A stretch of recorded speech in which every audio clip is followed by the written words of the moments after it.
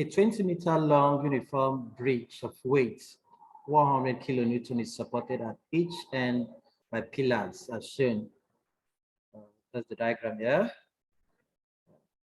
The pillars exert forces T1 and T2 on the ends of the bridge.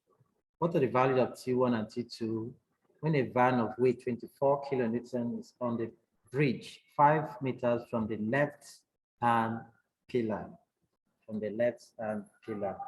I've drawn the diagram to show most of the first diagram here.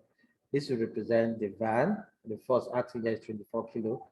And this is the reaction at pillar A. That's pillar A.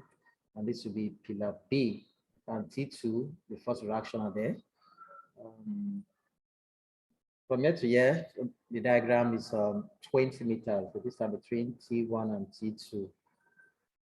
This whole system is at equilibrium. I'll start by saying taking moments. Taking moments at pillar A. When I take moments at pillar A, I have to apply the principle of moment. That's the sum of clockwise moments is equal to the sum of the anti-clockwise moments. If this is the point of rotation, this T1 will create anti-clockwise moments. 100 kilonewton will create clockwise moments. Likewise, 24 kilonewton will create clockwise moments. So for this, I'm taking the first force that will create the clockwise moments as 24 times the distance from here. The question says is 5 meters. That's 5 plus, and we have 100 kilonewton. 100 kilonewton multiply the distance from there. It's half of 20. In the question there we have that is 20 meters. This is 10 at this point here. 10 is equal to anti-clockwise movement is only T2. This has no effect. This is the point of rotation, T2. T2 multiplied with the whole of the distance where it is 20. We open the bracket here. 24 times 5 give us 120 plus 100 times 10 will give us 1000. And we have 20 T2. We add these two, we have 1120 equal to 20 T2.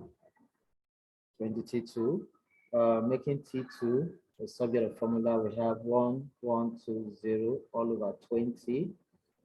That means T2 is 56 Newton. That is T2. Remember the question for us to find T2 and T1. Let's look for T1.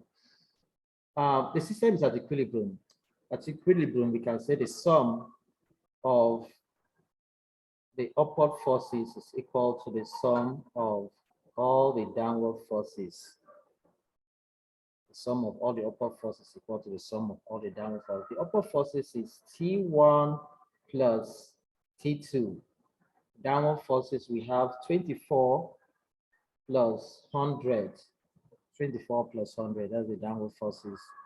We just calculated T2. We can write T1 plus 56 is equals to 24 plus 100.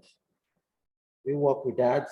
24 plus 100 is 124. That means T1 is 124.